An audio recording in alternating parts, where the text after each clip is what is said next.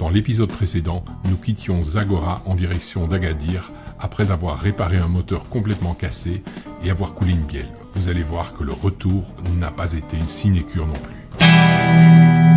Je sais pas si t'es comme moi, mais moi j'adore le camembert. Salut, moi c'est Patrick. Et ça, c'est Sir Alfred, un Defender TD4 acheté en 2022. Je l'ai aménagé moi-même, sans aucune notion de bricolage, et croyez-moi, c'était tout un défi. Après l'avoir testé un mois au Maroc, nous sommes maintenant prêts à entreprendre un voyage autour du monde en commençant par l'Afrique. Notre but ? Échanger nos pépites culturelles avec les populations locales et partager mes aventures avec vous. Ah, et voici Néron, mon fidèle compagnon à quatre pattes qui assurera ma sécurité. Alors, bienvenue sur Belgica Around the World. Nous revoici donc partis vers Agadir et au bout de 10 km, le sort s'acharne sur nous. Malheureusement, grosse fumée noire et revoilà Fred sur la dépanneuse.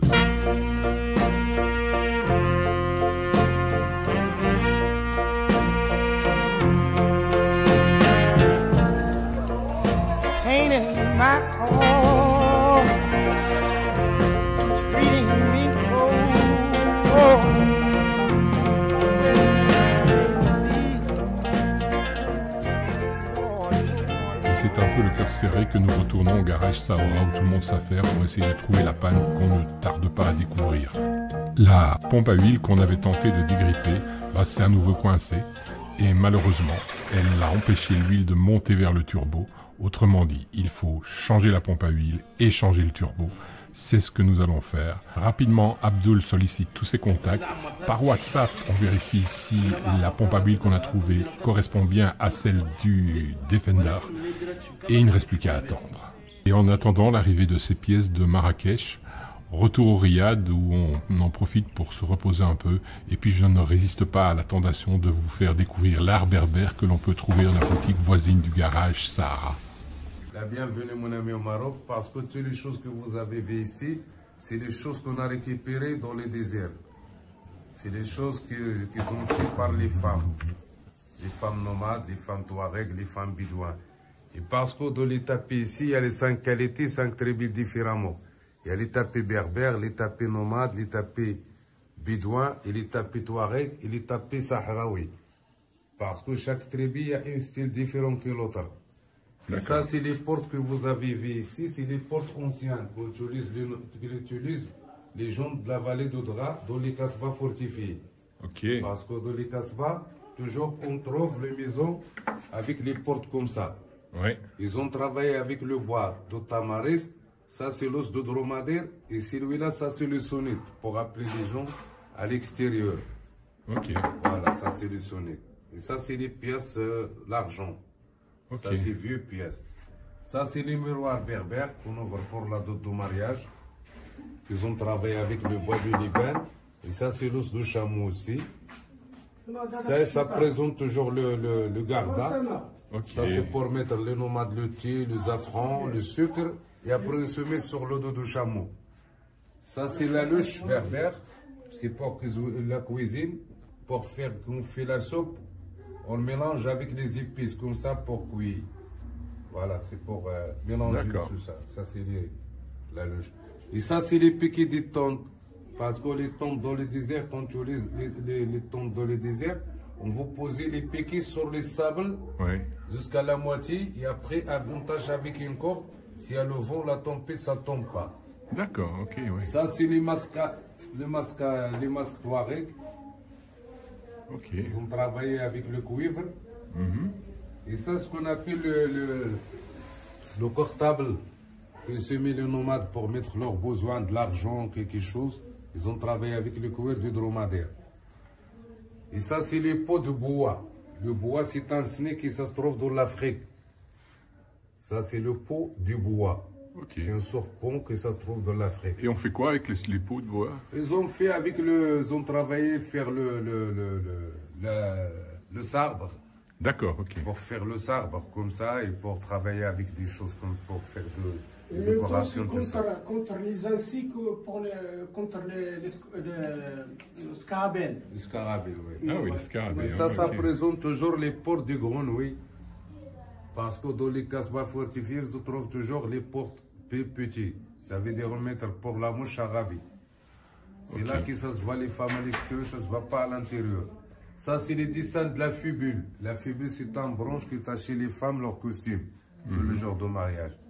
Et ça, c'est le fusil berbère, parce que les berbères, dans le jour de mariage, ils ont fait le fantasia. Ils ont mis la femme sur le cheval, et après, ils ont fait le barreau. Et ça, c'est le sac Touareg. Ça, c'est Touareg. Si vous passez par Zagora, je vous invite vraiment à visiter cette boutique, c'est un musée à elle toute seule. Je vous laisse profiter quelques instants des images du désert, une petite randonnée en solitaire, avant de retourner au garage pour retrouver Fred et reprendre la route.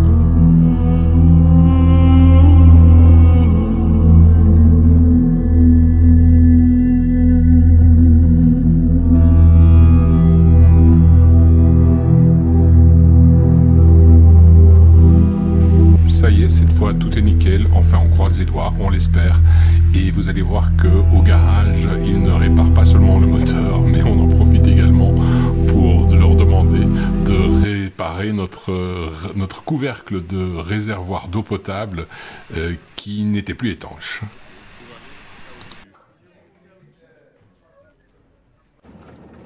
Ok, et on reprend donc la route pour Agadir, où on rencontre une route plutôt semi-désertique, une route assez intéressante d'ailleurs, et on va en profiter pour se reposer, non pas dans un riad, mais on va trouver un bivouac pour dormir dans une ferme locale où Sarah a simplement demandé l'hospitalité. On nous l'a offerte de grand cœur, et c'est avec grand plaisir que je vous explique comment ça s'est passé. En attendant, Sarah nous a préparé une excellente tagine marocaine. Vous allez également découvrir la préparation dans la vidéo. Nous aurons les papilles gustatives qui vont fonctionner. Et on se retrouve dès que la tagine est prête. A tout de suite, pilili pororo. Donc, on prépare un tagine de légumes et poulet. On a acheté les légumes, pommes de terre, des oignons, ce que vous voyez là. Et puis du poulet ici. Et on a aussi citron, olives, un petit peu de persil et des épices marocaines. On va mettre les épices, rajouter du persil et du l'ail. Là maintenant, on va mettre un petit peu de... Tu manges piquant? Bah, on va mettre de la sauce, du harissa quoi. C'est pas beaucoup, ça va? Tac. Et puis il manque quoi? De l'huile, d'olive.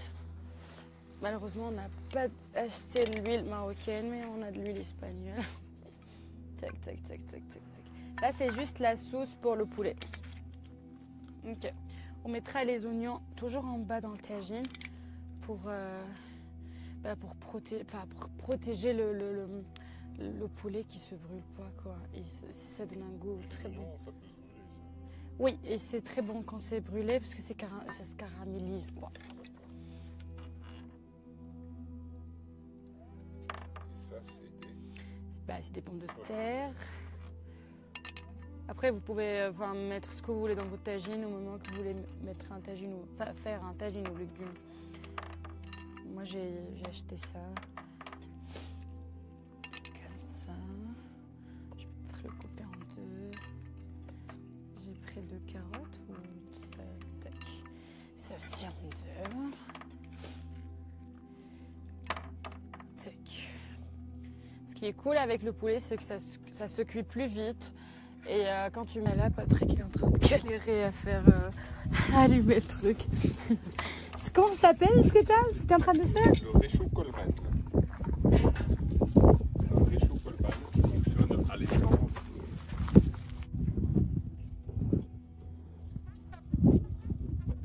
Réchaud Coleman. Le moment est venu de goûter le tagine de Sarah et non pas la tagine. Je viens de la prendre, donc c'est bien tagine au masculin. Ça fait beaucoup de vapeur, mais je peux vous assurer que c'est une odeur extraordinaire. Je soulève 1, 2, 3. Nos hôtes nous ont offert du pain. Alors, je ne sais pas comment ça se prononce. C'est... Comment tu dis? Tafelnut. Je pense que c'est comme ça, un pain pour deux. On dirait une pizza. Avec la tagine, c'est extraordinaire. On va se régaler. Allez, sur ce, à la prochaine.